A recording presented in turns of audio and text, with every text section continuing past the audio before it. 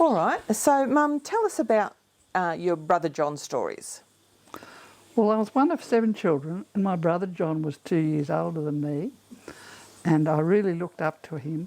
And one day he said to me, "Marcia, we're going to catch a snake. I know where the carpet snake lives." So he said, "Come on," off we went. And where there was a haunted house, what we called the haunted house, an old house that nobody lived in on the top of the hill. And we went up there, and it was still had a roof, but there was a hole in the ceiling. He said, "Now, you take this stick, and I'm going to go up there and chase the snake down. And when he comes down through that hole, I want you to jam this stick on his neck." So up he goes. I hear this slithering carrying on. And lo and behold, down the snake drops down out of the hole, and I jammed the stick on the snake's neck, and the snake going whipping from side to side, and I'm saying, "Quick, John, hurry up, I don't know if I can hold him." And I'm holding the stick against the snake's neck. Down John comes, he grabs the snake by its neck, and the snake's tail's whipping backwards and forwards. Anyhow, I was really frightened, but that was John. He took the snake home and put it in a box. Yeah, he lived in the box for a while, and he used to feed it frogs. And one day he decided to take it to school. School was about half a mile away, and we had to walk on a dirt road. And we were walking along. He had the snake in his hands walking to school, and we girls had to carry the box. And the snake was wrapped all around his arms, and a man stopped in a car and took a photo of him. It was so unusual to see see a kid walking along with a snake in his arm. Of course, he took it to school and put it in the box and charged the kids a penny to have a look at it. An entrepreneur at how old? Yes.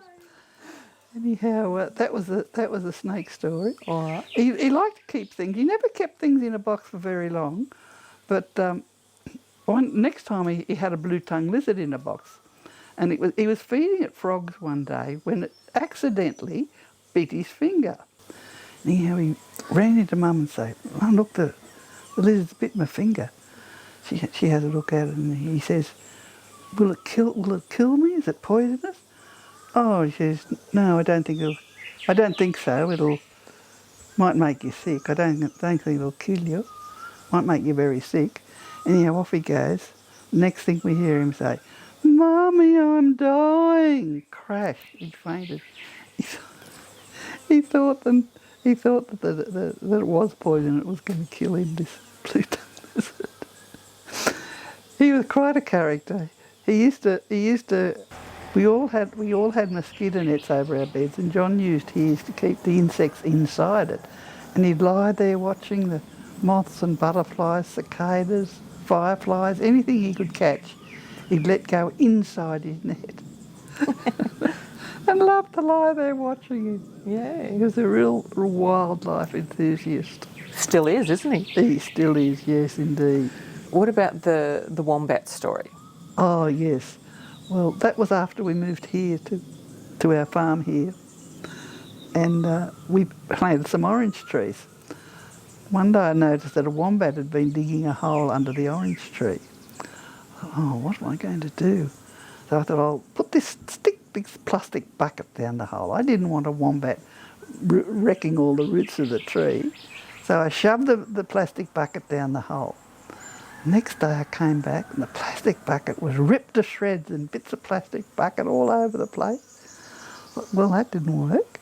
So what am I going to do? I brought up a whole heap of old clothes that were going to go to the tip. I thought, this will do it. It'll smell like humans and he won't like that. I stuffed all the old clothes down the hole. Thought that might stop him. Anyway, the next day, of course, all the old clothes were flung around all over the place. Gosh, he's hard to stop, this wombat. So next time I tried stones, and I put all different sized stones, as much as I could carry, and shoved them there. It's unlikely that he'd be able to dig them out. Well, he did. Next day, stones all over the paddock, everywhere. Just so happened that one of my chooks had died. And I thought, I know what I'll do. I'll shove this dead chook down his hole. So I shoved the dead chook down, and that did the trick. He didn't like that. He went found a new place to live. He did. He went down to the creek and dug another hole down there. Yeah. So that's what it took to stop the wombat digging a hole under the orange tree. We had a wonderful childhood. I was one of 7 children, and I was right in the middle, 3 older and 3 younger. My mother had 5 children under the age of 6 at one stage. Yeah, Mum and Dad Dad in particular liked to play tricks on us. So one day we took it into our heads to build beds. That was really, I mean, he was a very stern father, you know, and no nonsense most of the time, yes, wasn't we he? wouldn't dare disobey Dad. And he his word worked was so law. hard too, you know. But then he had this side where he liked to play pranks. He did indeed. Anyhow, we got some chaff bags and filled them up with dried grass and put steel posts down each side and rested the steel post on wooden boxes. And our house at that time was a bit high off the ground. So that was making a sling bed. Yes, a sling bed, and that was where we were going to sleep. Yeah. So under the house. Under the house, yes. So under there, so we went off down there, and we were just dropping off to sleep when we see this ghostly figure in the orchard opposite where we were, covered in a sheet, floating about. But of course, my brother John realised it was Dad with a sheet over him, and out he tears out and tackles him to the ground. And then Mum gets behind a post and starts blowing on a kettle. One of those whistles on top. Yeah, a whistling kettle in Yeah. these mournful tones. And my cousin who was with me says, "There's a blinking ghost behind that blinking post. If you're not blinking more, kid, you have a look, blink and look for your blinking self." That was my cousin Mark, who was terrified of this ghost behind the post. So we did have a lot of fun, as well as we worked hard. We worked very hard, and before school and after school, but we had a wonderful childhood in spite of it. You won some sort of award for packing or something, didn't you? Yes, indeed. Had a orange packing competition, and I won. I came first because I was very good at it. And We had plenty of this is practice. against adults, wasn't it? And how old were you? Oh, I was about 12, I think, at the time. 12 or 13, not much older. Yeah. Yes. And you were competing against adults. You must have enjoyed being scared by your parents. So, because I can remember you and Dad scaring Kathy and I when we were not younger than teenagers, when we were up in the top of Kathy's cabin. And that was when we were coming up there for weekends. Yeah. You want to tell that story? Yeah. After we'd been living in Sydney for a while, we decided to buy. Carl and I were both hankering for the country. We're both country people, and we bought 30 acres, about 2 hours from Sydney, and we used to go up at weekends. Which is this property? Yes, where we are now. We've lived here for 40 years now. Almost 50, Mum. Is it really? Yes. Yeah, wow. Anyway, when we first came up, we built we called the shack, and first of all we built a roof with a mezzanine with an upstairs, keep us off the ground, and that's all it was for a long time, just a roof. But we used to come up and we slept in this loft, and of course one night I remember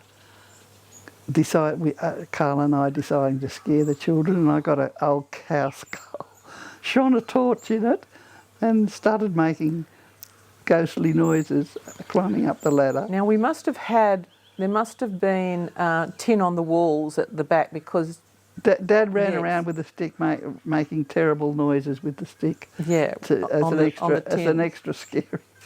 I don't know how scared they were, but we had a lot of fun. Well, I remember that Kathy was, Kathy was your audience, because I actually managed to sleep through the whole thing.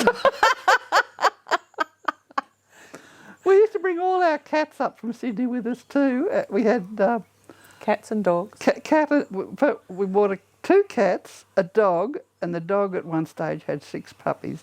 That is, I can't believe I used to do this. We had a combi van. Yeah, And yes, we'd just load everything in the combi. That's right.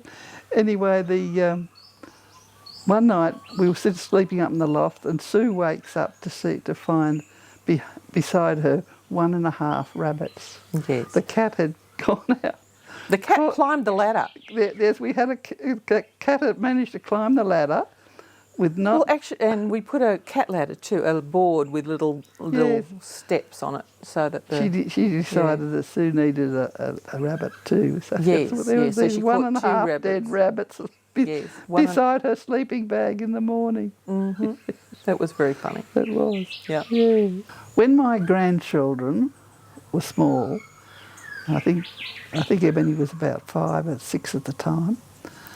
I was staying in their house, and I used to tell them that this mole in my forehead was magic, and all I had to do was press my magic mole, and I could turn into anything I wanted. Anyhow, Ebony's looking at me, and she says, "Well, why don't you turn into a brontosaurus, Granny?" I said, "Okay." You know, a few minutes went by. She says, "Well, go on, turn." I said, "Well, it takes a while." I said, "Brontosaurus is very big. It takes a while for me to turn into a brontosaurus." This was in the evening. Anyway, next morning, before she got up, I put green texture between my fingers and up my arms. She comes out. She looks at me disappointed. "Oh, you're not a brontosaurus. You're still Granny." I said, "Well, I don't know. Look, I'm starting to turn green. I've got green in my fingers." "Oh, so you do. Quick, turn over. Let me have a look at your back." No, there's no green on my back. She runs out to her mother. She says, "Granny's turning into a brontosaurus. She's turning green." A little friend came who was going to go to school with her. She says, "Granny's turning into a brontosaurus." And off she also goes up to school, tells the teacher, "Granny's turning into a brontosaurus." Anyhow, of course, when she got home, she had to ring me up. I'd gone home. She said, "What happened, Granny? What happened?" I said, "Well, I was driving along in the car, and I was getting bigger and bigger, and I just got into town, just got out of the car, and boom, there I was, a brontosaurus. Everybody was looking at me. I was really scared, and I got a bit scared, so I went across the park, across the road, and I lied down and went to sleep under a tree. And when I woke up, I was a granny again." Ooh, fancy that. And I used to tell them that I was magic, that I could turn into anything. And one day she rings me up. She says, I rang them up and I said, "I'm going to turn into a magpie and come and visit you." So I said, "Go in about half an hour. Go out and have a look on the chimney or the clothesline, see if I'm there." So off she goes. She says, "Yes, that's Granny. There's Granny on the clothesline. Hello, Granny. Hello, Granny." Running around the yard, and that's Granny up there on the clothesline. And bouncing on the trampoline saying, "Granny, watch this, watch this." Doing all their tricks on the trampoline. Yeah, so I really enjoyed my children and my grandchildren. Such fun. In fact, I can't remember any bad times. I suppose we did have them, but all those have faded from my memory. I can only remember the good times. Well, thank you very much, Mum. That's I know I've really enjoyed that, and I think this is really important for all the grandchildren, great-grandchildren, so that when you're no longer with us, we've still got the great granny stories to listen to, and no, it's really because you tell a good story, Mum. You do. You tell a good story. Well, thank you, darling.